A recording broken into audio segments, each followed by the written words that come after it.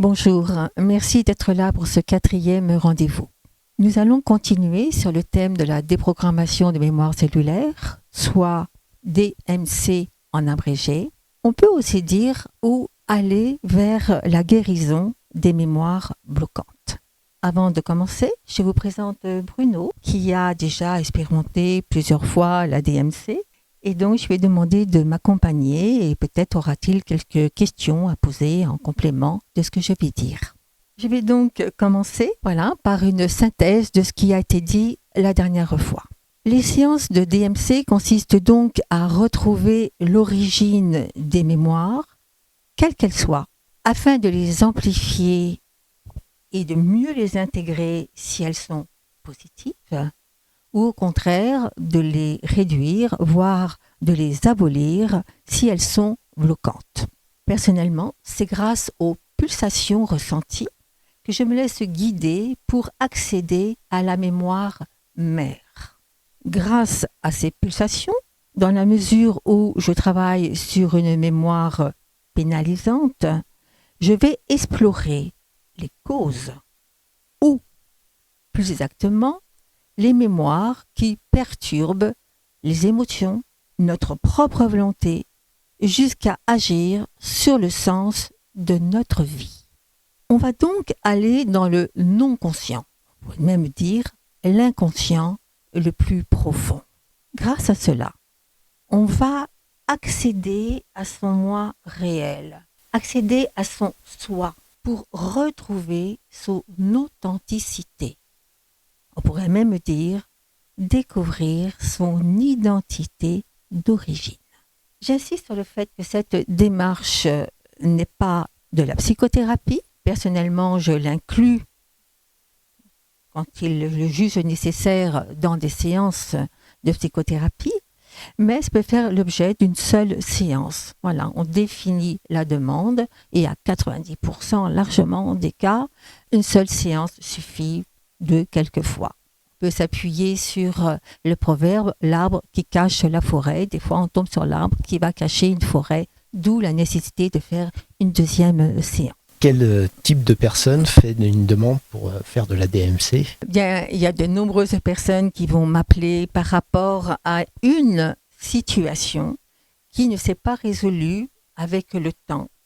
Et pour beaucoup d'entre elles, malgré de la psychothérapie ou diverses autres approches thérapeutiques. Ça peut être des personnes tout à fait conscientes, mais malgré diverses démarches thérapeutiques, le problème a subsisté. Ça peut être des personnes qui sont conscientes du blocage, mais malgré diverses approches thérapeutiques, le problème a subsisté. Ça peut être également lié à des échecs répétitifs, qui soient dans la vie affective, dans la vie professionnelle, ou toute autre difficulté diverses donc qui ressurgissent régulièrement. Ça peut être lié à des personnes qui ont la sensation de ne pas vivre leur vie, de errer dans la vie, de sentir une opposition à leur choix, comme une force extérieure qui bloque donc les choses.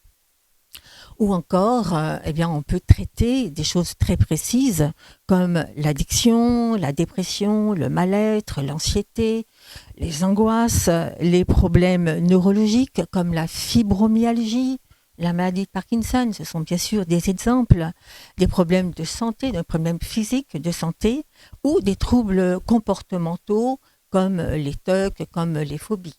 J'ai envie de faire des témoignages. J'ai aussi de plus en plus fréquemment des personnes âgées qui me font cette demande, me disant « j'ai depuis toujours ressenti que je porte quelque chose qui ne m'appartient pas et je veux partir propre ». Je trouve cette démarche très jolie. Je peux dire aussi que, principalement d'ailleurs depuis les événements du Covid, nous tombons sur des mémoires anciennes de femmes. On va de plus en plus remonter loin dans l'arbre généalogique, plus exactement dans la branche généalogique concernée par cette mémoire. Et 20 générations, c'est pas extraordinaire, voire plus que cela. J'estime que ce n'est pas anodin. Il y a même dans les personnes qui m'appellent une quête de sens également très souvent une recherche spirituelle. Notre société bouge. Dans les pertes sensorielles actuelles, ainsi que de nos valeurs. Dans ce monde individualiste, matérialiste, les questions d'ordre existentiel se posent. J'ose affirmer que l'humain a besoin de se reconnecter à l'intériorité de son être, à son moi profond, c'est-à-dire à l'infini de son âme. Et du coup, comment ça fonctionne ? Eh bien, la DMC apporte la reconstruction d'un équilibre intérieur. Le fait d'aller chercher la cause permet au conscient de trouver les réponses à ses questionnements, mais aussi à comprendre ses intuitions, ses ressentis. Voilà. Notre cerveau va donc intégrer ces nouvelles connaissances et nos cellules vont se réajuster. Je l'ai dit lors de la dernière fois, elles mettent 21 jours à se réajuster après une séance. Au cours donc d'une séance d'atavisme familial, c'est-à-dire que là on va remonter cette branche généalogique concernée par cette mémoire définie, eh bien nous allons libérer nos proches qui sont encore en vie et notre descendance concernée par cette même mémoire. En effet, dans une même fratrie, les enfants ne vont pas hériter tous de la même mémoire. Il y en a côté père, côté mère, et puis on va en prendre quelques-unes, heureusement pas toutes, car elles sont quand même nombreuses. Mais nous allons également libérer l'âme d'un aïeul ou de plusieurs aïeux, si ça se présente. Cette âme donc qui a été bloquée, qui n'a pas pu monter dans le monde de la lumière. Mon rôle sera donc de les faire passer dans cet autre monde. Je suis effectivement une passeuse d'âme. Lorsque l'on tombe sur une mémoire de vie antérieure, eh bien, nous allons guérir des émotions, des sentiments qui n'ont plus lieu d'être. Mieux comprendre nos réactions qui vont d'ailleurs se corriger d'elles-mêmes. À vrai dire, c'est véritablement un processus de lâcher-prise qui se met en place et qui permet de retrouver une sensation de liberté. Je retrouve ma liberté. On peut dire que les emprises donc du passé vont se dissoudre et disparaître simplement d'elles-mêmes. Et concrètement, quel résultat va ressentir la personne qui a eu cette séance ? Eh bien, ces prises de conscience vont nous permettre d'abord de nous libérer progressivement de nos peurs. Voilà. Il faut bien retenir une chose. Ce sont nos peurs qui nous limitent. Nous allons donc développer un nouveau regard sur notre vie, sur la vie en général, abandonner les croyances erronées, le jugement, la culpabilité et beaucoup d'autres choses que nous portons inutilement. Voilà. Nous pourrons donc accéder au pardon qui sera loin d'être mental, mais qui viendra du cœur. Et puis, quand on n'a pas peur, quand on a intégré que nous sommes des êtres redevenus libres, tout est possible. Nos cellules se sont libérées de ces mémoires qui ne nous appartenaient pas. Elles se sont réajustées. Et notre vie va changer positivement, tout simplement. Voilà, notre vie va devenir plus fluide, plus positive.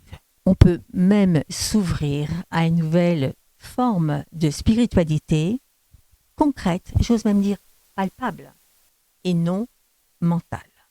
Eh bien, s'il n'y a pas d'autres questions, n'hésitez pas à me contacter, de préférence par téléphone, donc à mon numéro 06 03 19 73 37. Je prendrai tout le temps nécessaire donc pour bien définir votre demande, voir clair d'ailleurs dans votre demande, ce n'est pas toujours le cas, de la définir, et nous verrons ensemble si la DMC est vraiment l'outil adapté à votre demande. Si c'est le cas, eh bien, Ça vous permettra donc de savoir notamment d'où vous venez et où vous pouvez aller. Je vous rappelle donc que ces séances peuvent se faire à mon domicile ou à distance, quelle qu'elle soit, car dans les vibrations, il n'y a pas de limite. Vous pouvez aussi consulter mes sites, donc principalement pour la déprogrammation de mémoire cellulaire ou des approches très similaires à celle-ci.